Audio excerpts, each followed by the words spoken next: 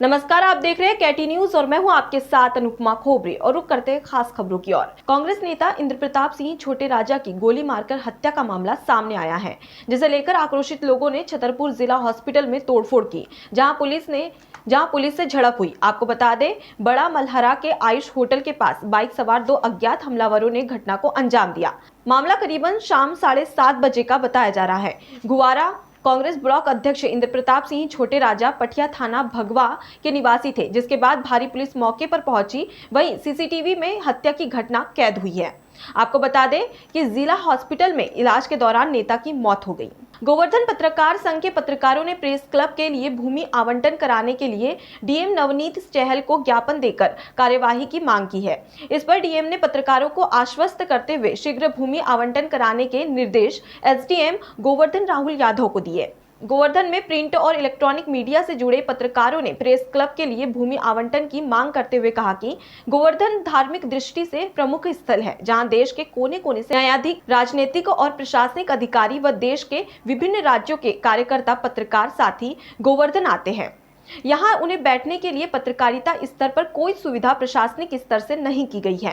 दैनिक हिंदुस्तान के वरिष्ठ पत्रकार हरिओम चौधरी ने बताया कि पत्रकारों के हित को ध्यान में रखते हुए गोवर्धन में प्रेस क्लब के लिए भूमि आवंटन के लिए विशेष आवश्यकता है। इस अवसर पर खन्ना सैनी, राम शर्मा, मनीष शर्मा, ऋषभ कौशिक, गौरव कौशिक, डीएम साहब ने एसडीएम साहब को फॉरवर्ड कर दिया है और शीघ्र जमीन हमारे लिए उपलब्ध करा के जिसमें हम प्रेस क्लब की स्थापना करा सकें, और यही बात हमने डीएम साहब के सामने रखी। अच्छा, और आप आगे चल के मुहिम पत्रकारों के हित पर, क्योंकि ज़्यादातर देखा जाता है कि पत्रकार ज़मीन से जुड़ा होता है और कहीं ना कहीं जाकर उस पर आगे जाके पुलिसिया कार्रवाई देखने को मिलती है, तो क्या पत्रकारों के आप अध्यक्ष हैं, तो कहाँ तक ये सब कुछ चलेगा और संघर्ष, और सामने पत्रकारों के लिए क्या क्या दिक्कतें सामने आती हैं? जब ये सारी चीज़ों पे हम लोगों ने बिंदुवार बात करेंगे, और ये अगर किसी पत्रकार के साथ जाती पुलिस के द्वारा होती है या प्रशासनिक अधिकारी के द्वारा होती है, तो उसको अपने हमारा जो संगठन है उसमें पूरी चीज़ रख के अधिकारियों के खिलाफ कहीं भी जाना पड़ेगा। लेके यहाँ से गोवर्धन से लेके मथुरा, लखनऊ जाना पड़ेगा।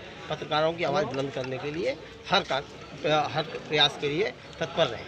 साइबर सेल देवरिया व वरिष्ठ उप निरीक्षक कोतवाली ने मुखबिर की सूचना पर कतरारी मोड़ के पास से एक बाल अपचारी के साथ एक व्यक्ति रजत दुबे निवासी बरीढिया थाना मदनपुर को गिरफ्तार किया।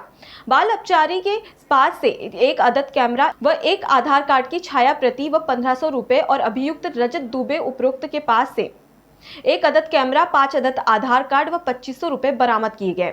बरामद आधार कार्ड को देखते हुए उनमें नाम, पता व्यक्तियों के अलग अलग हैं और फोटो एक जैसी लग रही है, जिसके संबंध में अभियुक्तों ने बताया कि वह अपने साथी दीपक सिंह के साथ मिलकर फर्जी आधार कार्ड के आधार पर सामान व दूसरे लोगों से ठगी कर फरार हो जाते थे। पुलिस टीम ने बरामद माल को कब्जे में लेते हुए अभियुक्तों को गिरफ्तार कर विधिक कार्रवाई की जा रही है।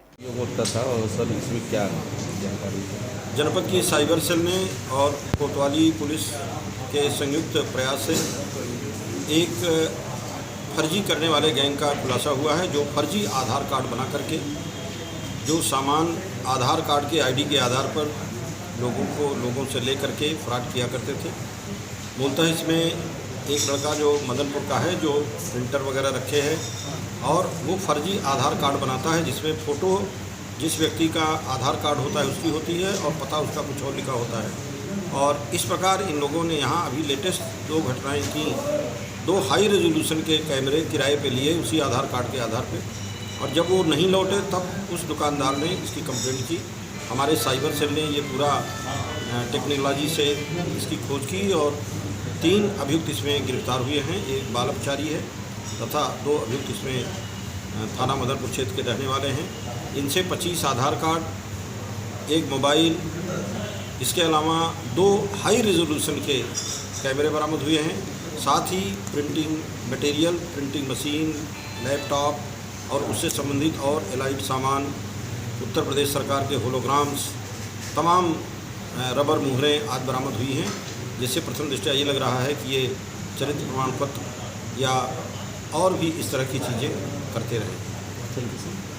पठा खुर्द गांव के लोगों की किसी ने अफवाह फैला रखी थी कि पठा गांव के लोग मावा में आलू, सूजी, आटा आदि मिलाकर बेच रहे हैं। जैसे ही खाद्य विभाग की टीम को ये जानकारी लगी तो खाद्य विभाग की स्वचालित प्रयोगशाला और अपनी टीम के साथ मौके पर पहुंचकर सभी मावा बेचने वालों से मावा का सैंपल लेकर तुरंत उस मावे की जांच करवाई और उसमें कोई भी मिलावटी सामान नहीं पाया गया। आपको बता दें, इस गांव के लोग कई पीढ़ियों से मावा बेचने का काम कर रहे हैं। बहुत सी जगह इस गांव का मावा जाता है और कभी भी कोई शिकायत नहीं आती है। गांव के लोग मावा बेचकर ही अपना जीवन यापन करते हैं। उनका कहना है कि ना हमने कभी मावा में मिलावट की है और ना हम करेंगे। जब जिस अधिकारी को आना है वह जांच करने आ सकता है। समस्त गांव के लोगों ने झूठी खबर का खंडन किया और अपनी शुद्धता को खाद्य विभाग के अधिकारियों के सामने प्रमाणित किया। सर, जो आपने यहाँ पठा खुर्द में कार्रवाई की, इसमें क्या जांच के दौरान क्या पाया? जांच के दौरान अभी तो हमने ऐसा कोई मिलावट पाई नहीं जिसमें आटा, मैदा, सूजी मिला हुआ हो या आलू मिला हुआ हो। हमने उसमें टिंचर आयोडीन सॉल्यूशन डाल के देखा, कोई किसी में भी नीला कलर नहीं हुआ।